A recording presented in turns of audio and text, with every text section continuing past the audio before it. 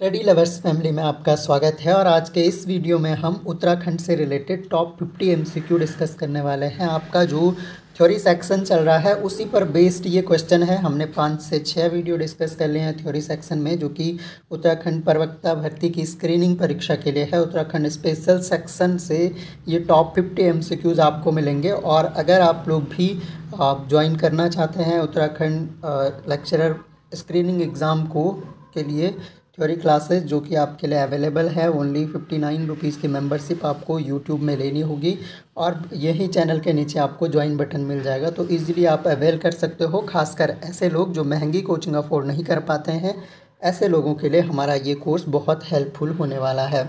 तो आइए शुरू कर लेते हैं आज का वीडियो। आपको बहुत कुछ जानने को मिलेगा और कुछ नई जानकारियां भी मिलेंगी इस वीडियो से, तो अंत तक देखना है। और जो टेस्ट के रूप में लेंगे, जो थ्योरी सेक्शन से जुड़े हुए हैं, आप कितने मार्क्स ला पा रहे हैं इससे, ये कमेंट बॉक्स में आपको टाइप करना है।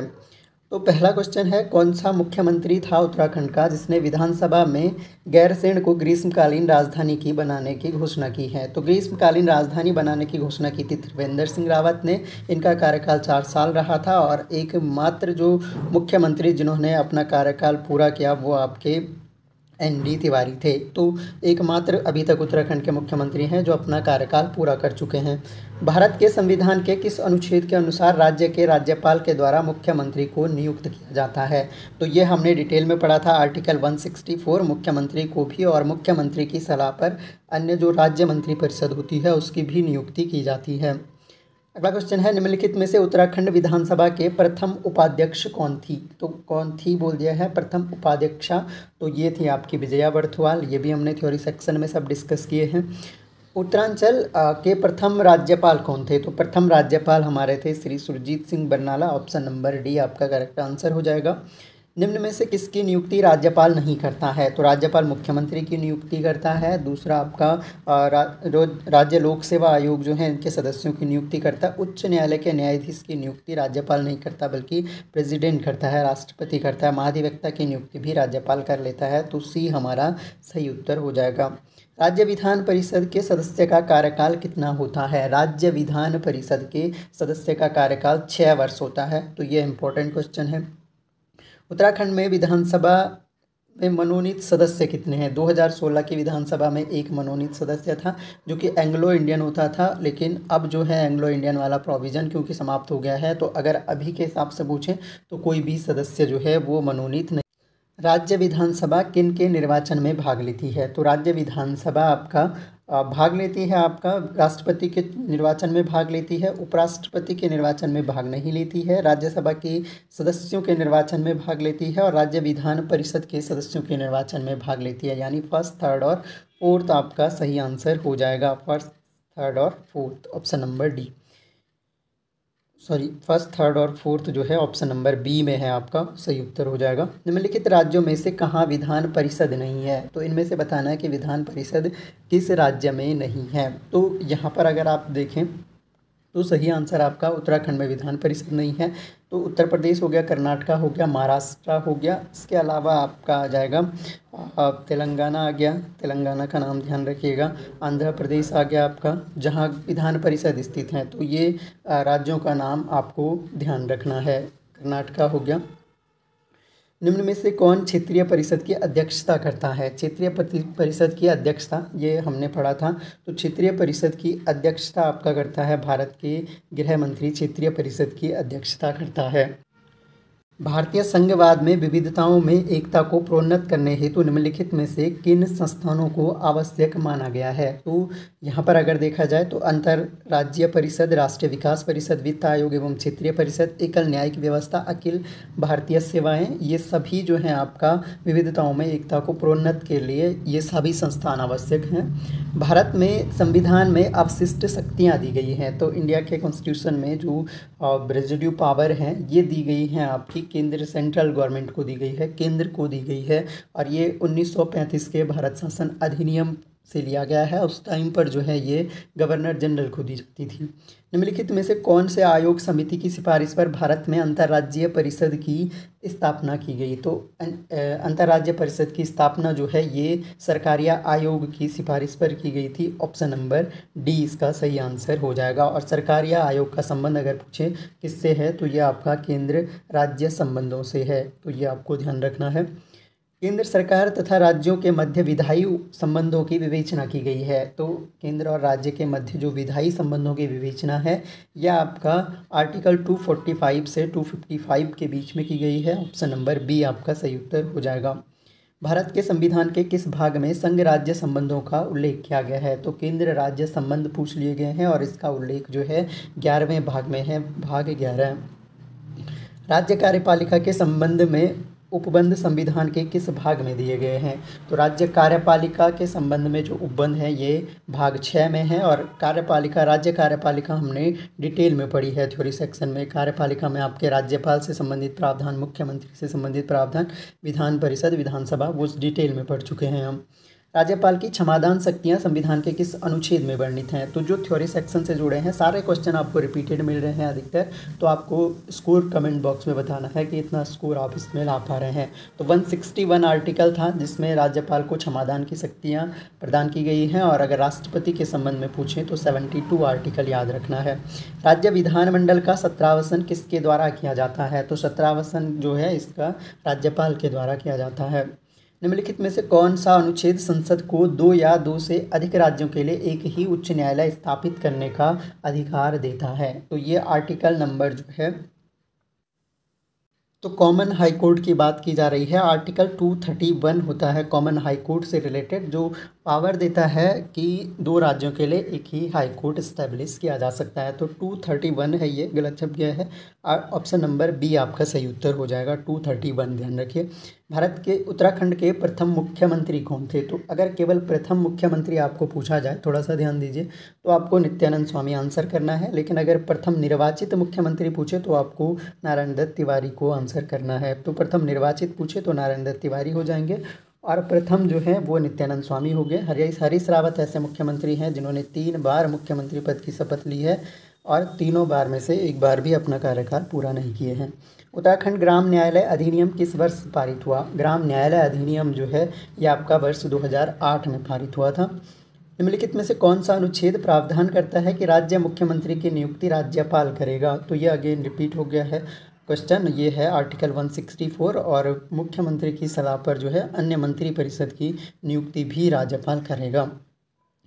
आर्टिकल 170 के अनुसार किसी राज्य की विधानसभा के सदस्यों की अधिकतम संख्या कितनी हो सकती है? तो अधिकतम संख्या जो है ये बताई गई है कि अधिकतम संख्या 500 हो सकती है, हमने डिस्कस किया था। और न्यूनतम जो है 60 सदस्य हो सकते हैं।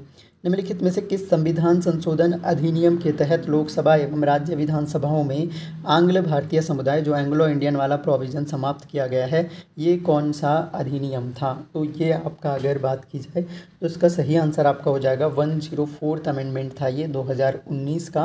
और इसमें यही कहा गया कि अगर 2020 से पहले के ऐसे नियुक्त हैं तो वो रहेंगे जब तक वो विधानसभा या लोकसभा चल रही है, उसके बाद ऐसा नहीं होगा। प्रशासनिक रूप से उत्तराखंड कितने मंडलों में विभाजित हैं? तो ये दुनिया का सबसे आसान प्रश्न हो गया, 2 मंडलों में विभाजित है। न्यायिक सक्रियतावाद का संबंध निम्नलिखित में से किससे है? न्यायिक सक्रियतावाद की अगर बात की जाए तो ये लोकहितवाद से संबंधित प्रोविज़न है, पब्लिक इंटरेस्ट से। निम्नलिखित में से कौन सा अनुच्छेद न्यायिक पुनर्विलोकन की शक्ति निगमित नहीं करता है? तो न्यायिक पुनर्विलोकन की शक्ति कौन सा आर्टिकल निगमित नहीं करता है? तो ये बताना है। तो यहाँ पर देखिए आर्टिकल 13 में जो ये फंडामेंटल राइट्स से रिलेटेड हैं और इसमें ये कहा गया है कि फंडामेंटल राइट्स के लिए आप जा सकते हैं। आर्टिकल 32 तो हो ही गया, न्यायालय से संबंधित 226 जो है इसके तहत सुप्रीम कोर्ट रिट जारी करता है, इसके तहत जो है हाई कोर्ट रिट्स जारी करता है। तो यानी ये सब जो है न्यायिक पुनर्विलोकन से संबंधित है। आर्टिकल 21 जो है आपका ये न्यायिक पुनर्विलोकन से संबंधित नहीं है। और आज का पहला क्वेश्चन आपके लिए है कि आर्टिकल 21 का विषय क्या है, ये आपको कमेंट बॉक्स में टाइप करना है।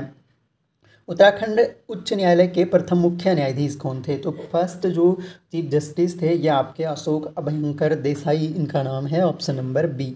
ग्राम न्यायालय अधिनियम किस वर्ष पारित हुआ? तो ये रिपीट हो गया है क्वेश्चन हमारा 2008 में, याद हो जाएगा आपको अगर रिपीट भी कोई हो रहा है। केंद्र राज्य के मध्य विधायी संबंधों का प्रावधान कौन से अनुच्छेदों में है? तो ये आपके 245 टू 255 आर्टिकल्स हो गए।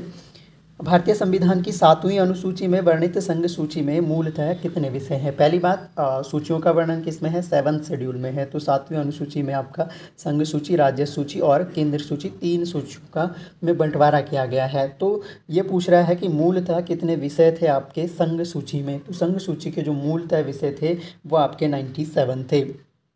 निम्नलिखित में से जीएसटी परिषद का अध्यक्ष कौन होता है? तो जीएसटी परिषद का अध्यक्ष जो है आपका जो केंद्रीय वित्त सचिव होता है। अगला क्वेश्चन है, निम्नलिखित में से कौन सा कर राज्य स्तर पर शामिल कर नहीं है? तो राज्य स्तर पर जो शामिल कर नहीं है वो हमें बताना है। तो ये हो जाएगा आपका सेवा कर। सेवा कर जो है ये राज्य स्तर पर शामिल कर नहीं है। सरकारी आयोग का गठन किस वर्ष किया गया? मैंने आपको बताया सरकारी आयोग आपको ध्यान रखना है, सेंटर स्टेट रिलेशन से संबंधित ये आयोग है और केंद्र राज्य संबंधों पे इन्होंने सिफारिशें दी हैं और इसका सही आंसर जो है ये आपका 1983 में इस्टेब्लिश हुआ था। निम्नलिखित में से किस अनुच्छेद का संबंध अंतर्राज्यीय परिषद से है? तो इंटर स्टेट काउंसिल से जिस अनुच्छेद का संबंध है वो आर्टिकल आपका 263 है जो अंतर्राज्य परिषद की स्थापना की बात करता है। पूर्वी क्षेत्रीय परिषद का मुख्यालय स्थित है। पूर्वी क्षेत्रीय परिषद की अगर बात की जाए तो इसका हेडक्वार्टर आपका कोलकाता में हो गया, ऑप्शन नंबर डी।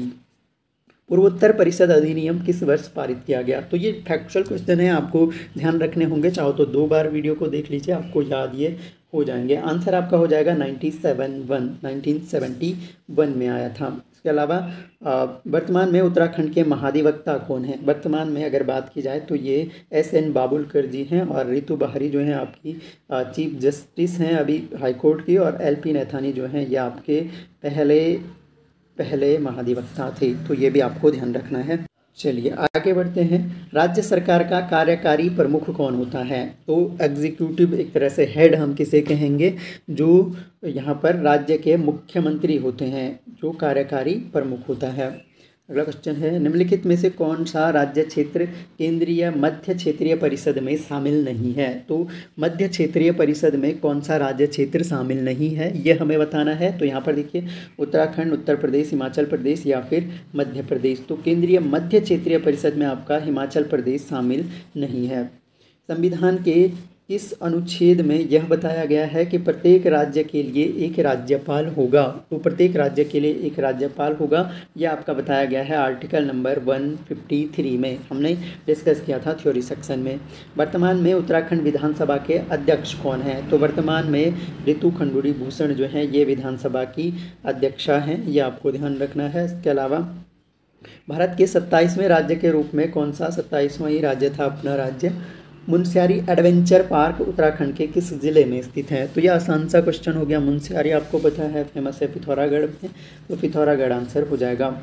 कौन सा जिला उत्तराखंड राज्य का सबसे पूर्वी हिमालयी जिला है? पूर्वी जिला बताना है और हिमालयी जिला है। तो इस क्वेश्चन का जो सही आंसर हो जाएगा पूर्व में कौन सा है? पिथौरागढ़ है। पिथौरागढ़ सबसे पूर्वी हिमालयी जिला है। उत्तरी अगर पूछा जाए तो आपका उत्तरकाशी हो जाएगा, डी हो जाएगा आंसर।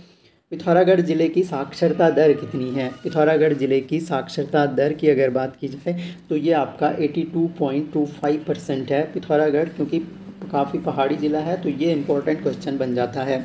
बेल का धुरा एक दर्रा है, फेमस ये भी है। बेल का धुरा दर्रा जो है आपका ये भी आपका पिथौरागढ़ जनपद में स्थित है।